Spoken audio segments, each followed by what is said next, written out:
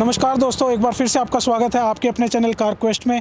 मेरा नाम है भूपेंद्र और दोस्तों आज की ये जो वीडियो है बहुत ही ख़ास है क्योंकि हम आज एक कस्टमर रिव्यू लेने वाले हैं, कस्टमर फीडबैक लेने वाले हैं इस किया सोनेट के लिए। और ये किया सोनेट भी बहुत ख़ास है क्योंकि ये जीटी लाइन है। आप सबको पता है कि इसमें 2 लाइन्स आती हैं, तो ये जीटी लाइन जो है परफॉर्मेंस, एक तरह से आप बोल लीजिए परफॉर्मेंस कार है, बहुत ही ज़्यादा पावरफुल इंजन इसके अंदर दिया गया है। तो इसी के बारे में अभी हम इस पूरी वीडियो में बात करेंगे। इसके जो ओनर हैं उनसे आपको मिलवाएंगे और उन्हीं से पूछेंगे कि उनका जो पूरा ओवरऑल एक्सपीरियंस है, क्योंकि मेनली क्या होता है जब परफॉर्मेंस की बात आती है या पावर की बात आती है तो एवरेज को लेके, माइलेज को लेके, इंजन के लाइफ को लेके, इंजन किस तरह का है, इन सब चीज़ों को आप लोग सोचते हैं। तो इसी बारे में आज हम बात करेंगे सर से। तो सर प्लीज़ आ जाइए। सर आप अपने बारे में थोड़ा बता दीजिए हमारे दर्शकों को। मेरा नाम ध्रुव है और मैं इसका ओनर हूँ। ये हमने लगभग 1.5 साल पहले ली थी और मेरा वैसे नर्सरी का बिज़नेस है। मैं एक नर्सरी ओनर हूँ। मेरा प्लांट्स का, पॉट्स का ये बिज़नेस है मेन नेशनल हाईवे के ऊपर। तो बस यही है मेरे बारे में। तो सर का जो काम है वो बहुत ही ज़्यादा इंटरेस्टिंग है। एक बार मैं चाहूँगा कि दिखा दिया जाए पीछे। तो सर की विश्वास नर्सरी है यहाँ पे करनाल के पास हाईवे के ऊपर। अगर आप दिल्ली से चंडीगढ़ अगर आप विज़िट कर रहे हैं तो विश्वास नर्सरी से आप ले सकते हैं। भैया को बहुत ज़्यादा अच्छी नॉलेज है, बाकायदा पूरा आपको समझा के चीज़ दी जाती है यहाँ पे। काफ़ी टाइम से हम भैया के कस्टमर भी हैं। सो भैया आप इस कार को 1.5 साल से यूज़ कर रहे हैं और लगभग कितनी गाड़ी चल गई है आपकी? मेरी गाड़ी अराउंड 36,000 किलोमीटर चल चुकी है और 3 सर्विस हमारी किया में हो चुकी है। अच्छा, चलो ये भी हम जो फीडबैक आपसे ले लेंगे कि सर्विस कैसी हुई। तो सबसे पहले तो ये बताइए, जब ये लेने के लिए निकले आप गाड़ी, तो आप कौन कौन सा ब्रांड देख रहे थे, कौन कौन सी गाड़ी देख रहे थे और ये गाड़ी आपने क्यों चूज़ की? मैं लगभग इस सेगमेंट की लगभग सारी गाड़ियाँ इसमें मैं देख रहा था। सबसे पहला टॉप कंटेंडर जो मेरा था वो था हुंडई का वेन्यू, जो कि मैंने बुक भी करा दी थी, बट क्योंकि सर्विस डिले और वो डिलीवरी डिले की वजह से फिर मुझे कैंसिल करानी पड़ी। मैंने इसके अलावा विटारा ब्रेज़ा वो भी चेकआउट करी थी। इसके अलावा महिंद्रा की वो XUV 500 वो भी देखी थी। बट सारा कुछ देखते हुए, क्योंकि ये एक बिल्कुल लेटेस्ट एडिशन था, मतलब इसके अंदर जो फीचर थे सबसे ज़्यादा थे, कॉस्ट वाइज भी मुझे सबसे अच्छी लगी, तो इसलिए हमने वेन्यू ड्रॉप करके, और बाकी सारी महिंद्रा की XUV 500 भी बहुत पुराना मॉडल हो चुका था, एको स्पोर्ट भी बहुत पुराना मॉडल हो चुका था, बट ये लेटेस्ट एडिशन था। इसमें वो इंटरनेट वाले फीचर्स, कनेक्टेड कार, वो सब चीज़ें इसमें अवेलेबल थी। तो मैं, और कुछ मेरा डीजल की तरफ भी मेरा इंक्लिनेशन ज़्यादा था कि मैं डीजल लूँ, इसलिए मैंने विटारा ब्रेज़ा भी कैंसिल कर दी। तो इसलिए हम लोग ने ये चूज़ किया और आपके सामने है बाकी गाड़ी। बड़ी सही बात बताई सर आपने। और इसका डिज़ाइन जो है वो वास्तव में काफ़ी अच्छा है। किया अपने डिज़ाइंस के लिए जानी जा रही है, क्योंकि हुंडई और किया वैसे सेम ही कंपनी है, दोनों के डिज़ाइंस काफ़ी सही हैं। अब इसकी जो मेन चीज़ है सर वो बता दीजिए। तो ये गाड़ी आप लगभग 36,000 चला चुके हैं। तो इस 36,000 किलोमीटर चलाने में और इस 1.5 साल के अंदर आपने इस गाड़ी को कैसा, मतलब आपका जो अनुभव है चलाने का, अच्छा जो अनुभव है वो बता दीजिए। लास्ट में हम थोड़ा बहुत जो अगर कुछ नेगेटिव होगा तो पूछेंगे। बिल्कुल। अभी तक जो मेरा ओवरऑल एक्सपीरियंस है वो काफ़ी अच्छा रहा है इस गाड़ी के साथ, क्योंकि मैंने माउंटेन्स में भी पूरी ड्राइव करी है इसको। मैं इसको धर्मशाला तक, ऊपर मनाली तक, हर जगह ले जाके, चाहे सेल्फ में ले जा चुका हूँ। ठीक है ना। तो मुझे पावर की, परफॉर्मेंस की कोई 1% भी इशू नहीं आई है। मेन पार्ट जो मुझे इसका सबसे बेस्ट लगता है वो है कि डीजल इंजन इसका बिल्कुल नॉइज़ फ्री मान के चलो। मतलब कैबिन के अंदर तो डीजल की बिल्कुल भी आवाज़ नहीं है, और जो कंफर्टेबिलिटी है, मतलब आपको थकान नहीं होती है अंदर। पावर जनरेशन वो सब इसकी ओके है। एवरेज भी मेरे को 20+ इसमें आराम से आ रही है। और इसके अलावा मुझे आज तक इसमें, मतलब मुझे कोई 1% भी कभी भी ऐसा नहीं हुआ कि ब्रेक डाउन हो गया, कुछ प्रॉब्लम हो गया, इमरजेंसी कॉल करना पड़ गया। 10,000 किलोमीटर पर जिसकी सर्विस होती है उसके अलावा हमने कभी कोई फ़ोन नहीं किया, कभी सर्विस पे हम लोग गए भी नहीं सेंटर पे। तो मुझे आज तक इस गाड़ी में 1.5 साल में कोई इशू 1% भी नहीं आया है। चलो ग्रेट सर। अब मुझे कुछ एक चीज़ें बता दीजिए, जैसे कि इसके अंदर आप जब बैठते हैं तो आप अपनी फैमिली के साथ भी ज़्यादा ट्रैवल करते हैं या अकेले ज़्यादा करते हैं? नहीं, मैं फैमिली के साथ ट्रैवल करता हूँ। फैमिली के साथ करते हैं। तो मेन चीज़ ये बता दीजिए, थोड़ा सा इधर आ जाते हैं हम एक बार। सो ये बता दीजिए, जब फैमिली के साथ आप ट्रैवल करते हैं तो इसमें कभी कोई ऐसा इशू आया है कि फैमिली वालों ने बोला होगी यार हम थोड़ा अच्छा फील नहीं कर रहे हैं, या स्पेस नहीं है, स्पेस से रिलेटेड और अंदर इंटीरियर से रिलेटेड? इंटीरियर से रिलेटेड कभी इशू नहीं आया। इंटीरियर इसका अच्छा ही है, मतलब टॉप ऑफ द क्लास कह सकते हैं। बट जो पीछे का स्पेस है वो थोड़ा सा, अगर कोई आगे, जैसे मेरी हाइट भी 5'10" है, अगर कोई आगे दूसरा बंदा भी कोई ज़्यादा हाइट का बैठ जाए तो पीछे की स्पेस कई बार थोड़ी सी निकलने या जाने में, या 3 बंदे अगर पूरे अच्छे बड़े बैठ जाएं इसके अंदर तो थोड़ा सा टाइट फील होता है बैक साइड में। इसके अलावा वैसे इंटीरियर में स्पेस, हेडरूम, वो सब चीज़ों में ऐसे, या सीट्स के बैठने में कंफर्टेबिलिटी, उसमें इतना ज़्यादा इशू महसूस नहीं हुआ मतलब है। 4 लोगों के लिए बिल्कुल 4 कंफर्टेबल। लोगों के लिए परफेक्ट है। 5 लोगों में थोड़ी प्रॉब्लम है, आगे 2 लंबे लोग बैठ जाएं, फिर अगर सीट पीछे हो जाए तो पीछे थोड़ा सा निकलने उसमें थोड़ी सी प्रॉब्लम आती है। कंजस्टेड हो जाता है। और जब आप 5 लोगों को बैठा लेते हैं या लगेज रख लेते हैं तो कभी सस्पेंशन में कोई इशू आया है, कोई हिली एरियाज में या कहीं ऑफ रोडिंग या कुछ थोड़ा ख़राब पैच आया हो रोड पे? नहीं, ऐसा कोई इशू नहीं आया। सस्पेंशन के इस तरफ से बिल्कुल सही रही हाँ, गाड़ी। थोड़ी पावर कम हो जाती है, वो तो देखो जायज़ सी बात है, इतना वजन जब गाड़ी में होगा, बट अदरवाइज चलने में, सस्पेंशन में मुझे कोई इशू नहीं आया। सो एक चीज़ और, इसमें जब आप ट्रैवल करते हैं तो सबसे मेन चीज़ होती है म्यूज़िक, है ना? तो इसका म्यूज़िक सिस्टम आपको कैसा लगा? म्यूज़िक सिस्टम तो बहुत ही अच्छा है, क्योंकि बॉस का म्यूज़िक सिस्टम इसमें लगा हुआ है। इसका काफ़ी बढ़िया साउंड है। मैं वैसे लाउड म्यूज़िक लवर नहीं हूँ, मैं सॉफ्ट म्यूज़िक लवर हूँ, बट जो इसका ओवरऑल एक्सपीरियंस है स्लो म्यूज़िक के हिसाब से वो बहुत बेस्ट है। उसमें मुझे कोई इसके जो टच स्क्रीन है या कोई भी वो सब चीज़ें, उसमें कोई प्रॉब्लम कभी इशू नहीं है। म्यूज़िक का काफ़ी अच्छा रहा है। ठीक है सर। सो भैया, ये तो सब बातें हो गई कि आपने गाड़ी को एंजॉय किया चलाने में और कंफर्ट के बारे में। अब मैं पूछ लेता हूँ, आपने 3 सर्विस इसकी करा ली है, तो वो 3 सर्विस में आपको कैसा, मतलब आपका अनुभव रहा और कितना कुछ पैसा आपका लगा उस सर्विसिंग के लिए? देखिए, इससे पहले ना मेरे पास वॉक्सवैगन पोलो थी, तो वो 15,000 किलोमीटर पे सर्विस होती थी और उसकी सर्विस कॉस्टिंग हमें बहुत ज़्यादा पड़ती थी। टू बी फ्रैंक 8-9 हज़ार रुपये उसमें जाते ही जाते थे, और एक आधी चीज़ वो ज़रूर, मतलब ऐसा होता था कि ये चीज़ चेंज करनी है, वो चेंज करनी है, तो 10,000 तो हमारा क्रॉस हो जाता था। इसकी किया कि अभी तक 3 सर्विस में एज सच उन्होंने हमको ये नहीं कहा है कि भाई रूटीन में आपको ब्रेक पैड चेंज करवाने हैं, रूटीन में आपको ये काम करवाना है, कंपनी की तरफ से ये है, ऐसा अभी तक उनकी तरफ से कुछ नहीं आया है। तीनों सर्विस के अंदर जो मेरी कॉस्टिंग है अंडर 5,000 रही है डीजल गाड़ी के लिए भी। अच्छा।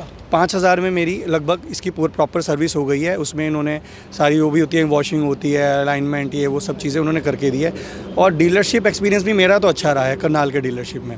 मतलब वो प्रॉपरली अपॉइंटमेंट, टाइम से डिलीवरी, ऑन साइट लेके जाते हैं, दे जाते हैं, सब समझाते हैं। तो मुझे कोई ऐसा बैड एक्सपीरियंस करनाल के डीलरशिप से नहीं है। बट मैं यहाँ एक चीज़ ऐड करना चाहूँगा, जैसे मेरे ब्रदर हैं, उनके पास किया सेल्टॉस है और वो उनकी डीलरशिप हिसार की तरफ पड़ती है, तो उनको भी यहीं आना पड़ा कराने के लिए, क्योंकि उनको हिसार में ऐसा इश्यूज़ आया कि वो लोग अच्छे से उनको ट्रीट नहीं कर रहे हैं।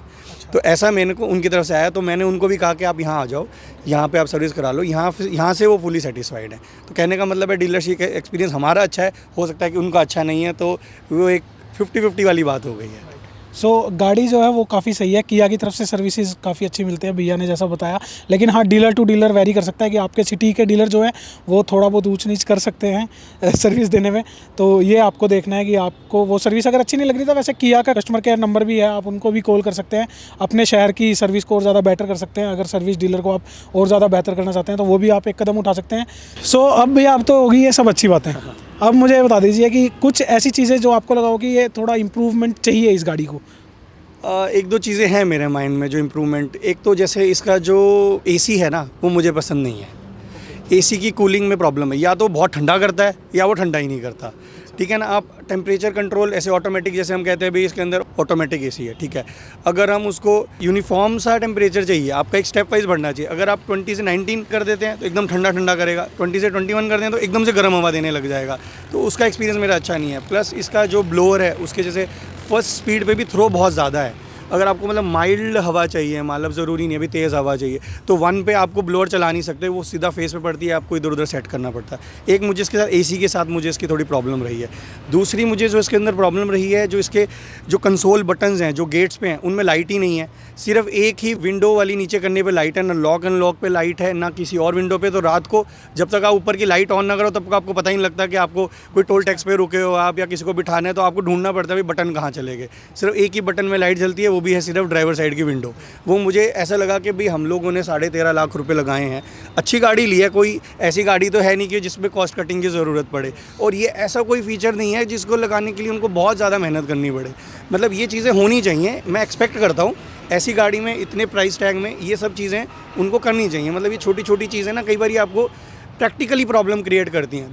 दिन में तो चलो किसी को कोई फ़र्क नहीं पड़ता, पर रात के एक्सपीरियंस के, अब जैसे इन्होंने एम्बिएंट लाइटिंग दे रखी है डोर्स में, अब वो रात भर जलती रहती हैं, उसकी हमें क्या ज़रूरत है। जो हमारी यूटिलिटी है वहाँ लाइट नहीं है ना। तो ये चीज़ें कंपनी को थोड़ा सा मेरे हिसाब से ध्यान रखनी चाहिए कि भाई जो यूटिलिटी है उस पर पहले फोकस करें, ना कि दिखावे पे थोड़ा बाद में देखें। मेरा ये मानना है। तो काफ़ी सही अच्छा फीडबैक लगा मुझे भैया का कि एम्बिएंट लाइट तो दी हुई है आपने, लेकिन एक इल्यूमिनेटेड अगर आप अपने बटन्स दे देते तो वो सही रहता। तो आई होप कि किया भी इसको सुने, और भैया ने काफ़ी स्मार्ट एक फीडबैक दिया है। एक जो मुझे और इशू हुआ, जो आप कीलेस एंट्री देते हैं या ड्राइवर साइड आप वो पुश बटन से जो ओपन होता है, वो आपका इस साइड भी होना चाहिए, क्योंकि कई बार ऐसा होता है कि हम लोग को सिर्फ सामान रखना है या कुछ इस तरफ से आगे यहाँ कुछ बैक करना है, तो पहले हम लोग या तो की निकाल के उसको दे लें। देखो फिर तो सारा पर्पज़ ही हमारा डिफाइन हो गया कि भाई आपने फिर एंट्री क्यों दिया जब की निकालनी पड़ेगी। हम लोग को अगर इधर से कोई डैशबोर्ड से सामान उठाना, पहले तो हम उधर जाएं, उसको पहले उधर से पुश करके उसको खोलें, फिर इधर आएँ, फिर काम करें। वो चीज़ मुझे भी नहीं समझ आई। मुझे लगता है कि भाई 2 साइड इसकी ओपन होनी चाहिए थी, मतलब वो बटन के थ्रू जो इनके हैंडल के ऊपर होते हैं, वो सिर्फ और सिर्फ ड्राइवर साइड है। ये भी एक मुझे एक इशू लगा, प्रैक्टिकल इशू जो मुझे लगा। जी। सो ये 3 फीडबैक थे भैया की तरफ से। अब भैया एक मेन चीज़ सबसे ज़्यादा, तो आपने इसमें 13.5 लाख लगभग 1.5 साल पहले लगाए थे। अगर आज या आने वाले थोड़ा टाइम में आपको इतना ही पैसा लगाना है, तो आप क्या करेंगे? मतलब मान लीजिए दूसरी एक और गाड़ी चाहिए और आपका इतना ही बजट है, तो आपके माइंड में क्या आएगा कि आप इसी गाड़ी को दोबारा लेंगे या कोई और भी दोबारा ट्राई करना, कोई और ब्रांड ट्राई करना चाहेंगे? देखो, चाहे फॉक्सवैगन का कैसा भी मेरा महंगा हो, स्पेयर पार्ट महंगे हो, बट जो मेरा उसका ड्राइव का एक्सपीरियंस था, हमने वो पोलो 10 इयर्स के बाद सेल करी है और 2.5 लाख किलोमीटर डीजल में चलाई है। आज तक भी उस गाड़ी में मतलब उस तरीके से इंजन वाइज और ड्राइव के साथ कोई प्रॉब्लम नहीं थी। तो मेरा पर्सनल मानना है कि इस प्राइस टैग में अगर मुझे कोई फॉक्सवैगन स्कोडा ऑफ़र करता है, तो चाहे मुझे 1-2 फीचर कम भी मिल जाएँ, बट ड्राइव कंफर्ट की वजह से और बॉडी स्ट्रांगनेस की वजह से, और जो वो एक चलती है ना जो गाड़ी, जो फील आती है, वो इस गाड़ी में नहीं है जो उस गाड़ी में थी। वो जितनी तेज़ चलती है वो उतनी दबती है, ठीक है ना। वो मैं ज़रूर करना चाहूँगा, बट अगर कहें कि उसको हम हटा दें उस चीज़ को, तो आज की डेट में भी मेरे हिसाब से ये बेस्ट ऑप्शन है डीजल इंजन में। हाँ जी। सो दबाने से भैया का मतलब था कि जितनी तेज़ चलेगी उतनी ज़्यादा वो जम के चलेगी। तो दबने का मतलब ये नहीं है कि इंजन दब जाएगा, लेकिन हाँ, तो वो जम के चलती है। तो वो एक्सपीरियंस तो फॉक्सवैगन का खैर अच्छा ही है। तो अभी आप अपने फ्रेंड फैमिलीज़ या रिकमेंड करते हैं किया को? मैं तो बिल्कुल रिकमेंड करता हूँ। हाँ, क्योंकि ऐसा जो मैंने आपको इश्यूज़ बताए हैं कोई मेजर नहीं है। मतलब अगर हमारा इंजन अच्छा चल रहा है, हमको आफ्टर सेल सर्विस अच्छी मिल रही है, आपको कोई प्रॉब्लम नहीं आ रही गाड़ी में, तो इसमें ना रिकमेंड करने का कोई रीज़न है नहीं। छोटी मोटी कंपनी की हैं, ये चीज़ कमी है, ये चीज़ कमी है, वो तो देखो चलती रहती हैं। बड़ी कंपनियाँ छोटी मोटी गलतियाँ, नई एंट्री है, चीज़ें इंडियन मार्केट के हिसाब से ये लोग भी अपने आप को सेट कर रहे हैं। हालांकि बहुत अच्छी एंट्री करी है इन्होंने, तो मैं तो रिकमेंड ज़रूर करूँगा। अभी किया में हम लोग जा सकते हैं आँख बंद करके। चलो, सो ये था एक भैया की तरफ से फीडबैक अपनी इस गाड़ी के लिए। तो काफ़ी ज़्यादा चला चुके हैं भैया, और भैया की जो ट्रैवलिंग है ना वो काफ़ी ज़्यादा है। और एक चीज़ और मैं बता दूं कि भैया कभी कभी अपनी गाड़ी को ना अपने काम के लिए भी यूज़ करते हैं। तो वो गाड़ी की सीट्स फोल्ड करके अपना, कई बार इनको कुछ प्लांट्स जो है कुछ इधर उधर भी लेके जाने पड़ते हैं, तो उसके लिए भी यूज़ करते हैं। तो वो एक्सपीरियंस भी एक बार शेयर कर लीजिए, वो भी बड़ा इंटरेस्टिंग है। हाँ, उसमें ऐसा है कि इसकी बूट स्पेस मुझे बहुत पसंद है। सेगमेंट के हिसाब से काफ़ी रीज़नेबल बूट स्पेस है। तो जैसे मेरा कुछ लोग होते हैं कि भैया हम दूर से आते हैं, क्योंकि हमारी यूनिवर्सिटी थोड़ा सा शहर से दूर पड़ती है, तो कहते हैं भैया आप आते हो, ऑन रोड होते हो, तो हमको कुछ सामान दो। तो हम मना नहीं कर सकते, एज अ ओनर हमें थोड़ा करना पड़ता है। तो हम इसकी गाड़ी को बूट स्पेस के तरीके से पूरा यूज़ करते हैं, सीट्स फोल्ड करके पूरा सामान रखते हैं। तो हमें तो कभी ऐसा नहीं लगा कि हमको स्पेस कम पड़ रही है या कुछ प्रॉब्लम आ रही है। तो मेरे को ओवरऑल, हालांकि मेरा मन नहीं करता मैं नई गाड़ी को इस तरह से यूज़ करूं, बट फिर भी मजबूरी है, करते हैं। तो बट ठीक है, चल रहा है, उसमें तो कोई दिक्कत नहीं आती। सो ये था हमारा एक कस्टमर रिव्यू, कस्टमर फीडबैक किया सोनेट के बारे में। सो भैया ने काफ़ी ज़्यादा अच्छे इनपुट्स दिए अपने। सो आप भी अगर अपनी गाड़ी का कस्टमर फीडबैक या कस्टमर रिव्यू देना चाहते हैं तो आप हमें मेल कर सकते हैं हमारे ईमेल आईडी पे carchaska@gmail.com पे, जो आपको स्क्रीन पे भी दिखाई दे रहा होगा। तो यहाँ पे मेल कर दीजिए, तो हम आपको कॉन्टैक्ट खुद कर लेंगे। और जहाँ भी आप अगर हमारे आसपास नियर बाय एरिया में है तो हम ज़रूर आएंगे आपका कस्टमर रिव्यू या कस्टमर फीडबैक लेने के लिए। तो ये था आज का हमारा वीडियो। इसी के साथ थैंक यू सो मच। अब मिलते हैं किसी दूसरी वीडियो में, तब तक के लिए बाय बाय, जय हिंद।